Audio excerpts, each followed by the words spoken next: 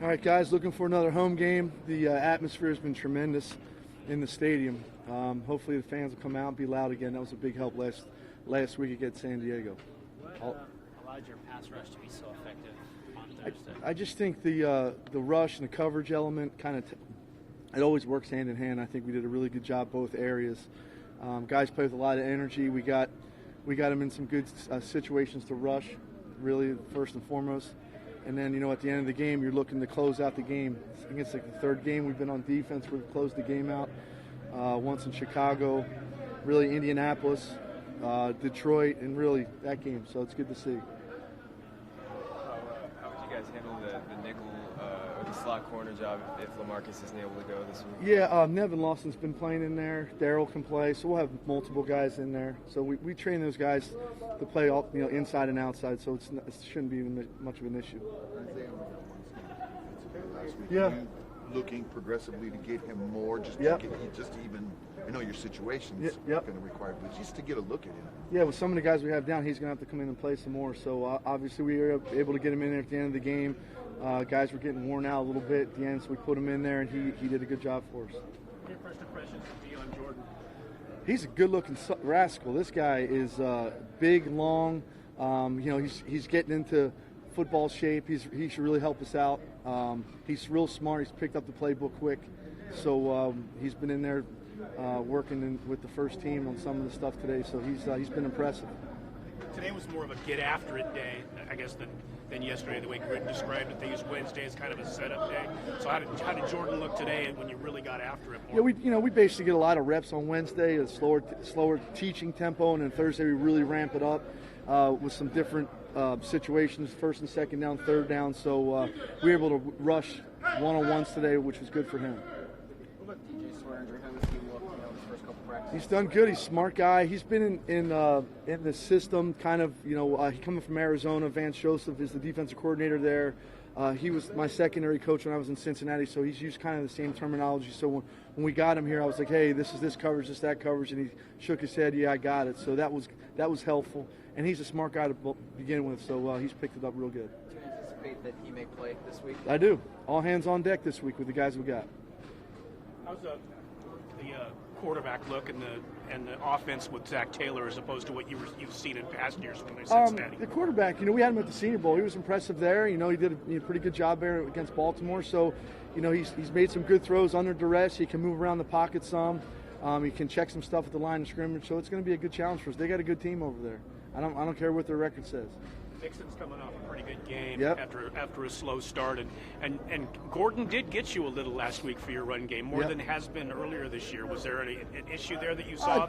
Different team, different setup, really, at San Diego than say Cincinnati, I think. We got to do a good job of stopping the run. He's one of their biggest weapons on offense. So we got to be aware of where he's at when he's in the game, and just handle the both of the runs and some of the play action passes that they have.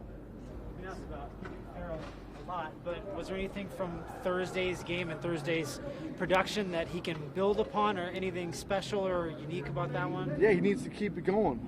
Coach just got done saying, when Michael Jordan's hot, you got to get him the ball, and he's coming off his best game. I really think the light came on for him in the second half of the Detroit game, and then walking off the field with him, I think the light just came on for you, really. And then he went out against the Chargers and played really good. So hopefully he can keep playing at a high level, and we can have the wave of guys that we've had. That was really impressive the other night with those guys.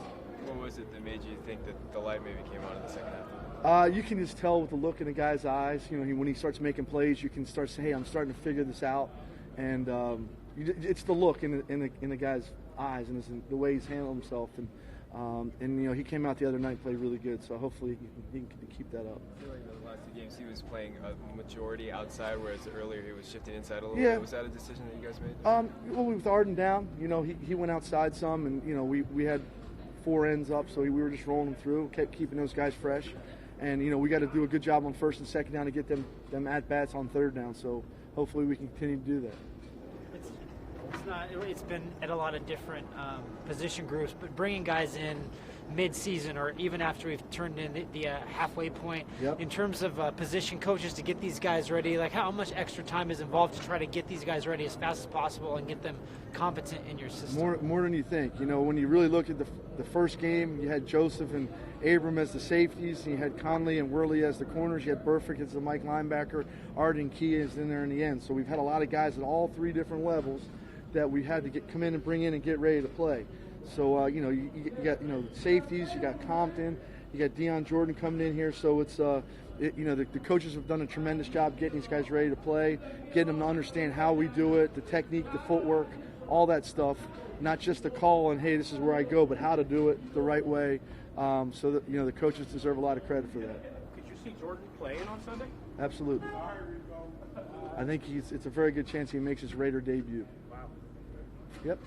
You guys good? All right. All right, guys. Appreciate it. Thank you.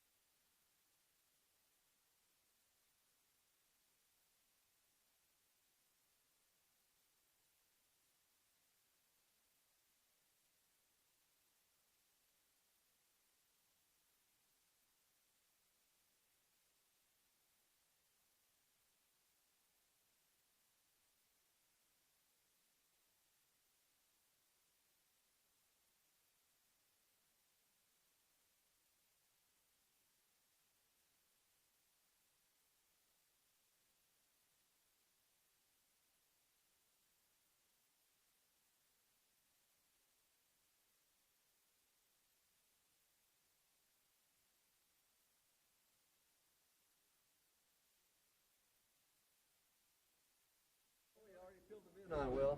So I'm going to find out right now just exactly what they know. What they know. Hey, Everett, can you make sure they know in there? Yeah. Sure they do. Jerry, what do you got for me? Zach Taylor says that you have unbelievable hair. That'd be Zach to say something like that. Yeah, as does he. What was your experience with him? Great guy. Yeah, I thought he was had tremendous leadership skills, natural communicator. I thought, very intelligent and understood his role in LA and very hard worker. So nothing but good things. How do you feel like he's equipped to sort of handle what they're going through right now, guide a team through like a rough start like they're having, but in the beginning of a turnaround? Well, it's never easy, no matter whether it's you're a young coach in the league or you've a veteran coach in the league. It's not an easy situation, but certainly through experience, I think you become better equipped in how to handle those situations and how to address the team and looking for different ways to motivate and stimulate your guys every week. So certainly not an easy task.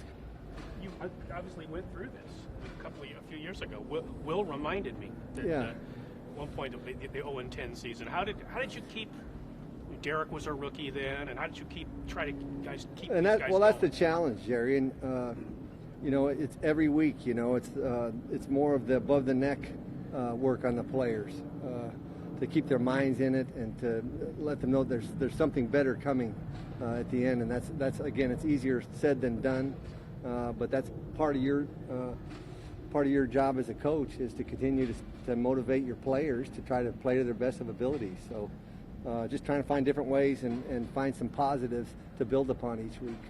Are there any, maybe this is too broad a question, but are there any kind of common themes between the last 4 games of what Derek has been able to do with the no turnovers, the high yards per, the numbers are all up, the results are good. Is there anything that he's been doing later in the year that has allowed him to be so consistently good? I think it's comfort within the system, and I know we've said that. It is still only his second year in this system, and I think Coach Gruden would agree that he's gotten better. And if he can just kind of focus on the improvement from within the system, not worry necessarily about the results, and certainly we know we're judged on wins and losses. But in his mind, just continue to grow from within the system and be the best Derek Carr that you can be, and that'll be good enough for us. So, but I just think more than anything, it's experience within the system. That game was kind of different in that you struggled to run it a little bit more than you have in the past. Derek got pressured more than he has. You want to have a defensive touchdown. Yet when you had to have the drive, you made the drive. What is that? Yeah, it was very encouraging. I know if you spoke to our players, I think they are very playing with confidence right now, and again, that comes through playing through experience and having success. And I think we're a pretty confident offensive group right now, and that helps. We were unable to get into a flow early in the game. We had very few possessions there in the first half, but I think they all believe in one another from position group to position group, and certainly they believe in Derek Carr. And that makes it certainly easier. How have you guys been able to be so particularly efficient on third downs this season? Well, a lot of it, as we talk about with our players, a lot of it begins on first down, and trying to stay on schedule on your first and second down plays to where you're not in third and unmanageable situations. So a lot of it's just being aware of the situation and understanding on first and second down what the intent of the play is a big part of it. And I know that's a big part of Derek's learning the quarterback position too, is understanding the intent of the play and where it's at in a particular situation. Derek has been, I think his stats on third down are very impressive. Is that a result of being in more manageable situations, or is he playing particularly well in those kind of? Well, I believe everybody right now, we emphasize it every Thursday we're out here. We emphasize the third downs and the third down pressures, but it's a group effort. From the protection up front to the wide receivers, run the precise routes and understanding the timing of the play and the intent of the play on third downs. And I think they're getting a better feel as a group overall. But again, they got a lot of confidence in one another, and both in terms of the protection part of it and the execution part of it from within the passing game. So, good feeling right now. Sorry from repeating questions, but what are you seeing from their run defense right now? They're stout. This is a veteran, group on defense now, and our players, we're in no position to overlook anybody. But they have a defensive line that you take a look at and recognize those names, and you watch them on tape, and they play hard. So I think our guys in no way would say that this would be a group that you could overlook now. So very impressive defensive group. That's it? All right. Thank you. Thank you.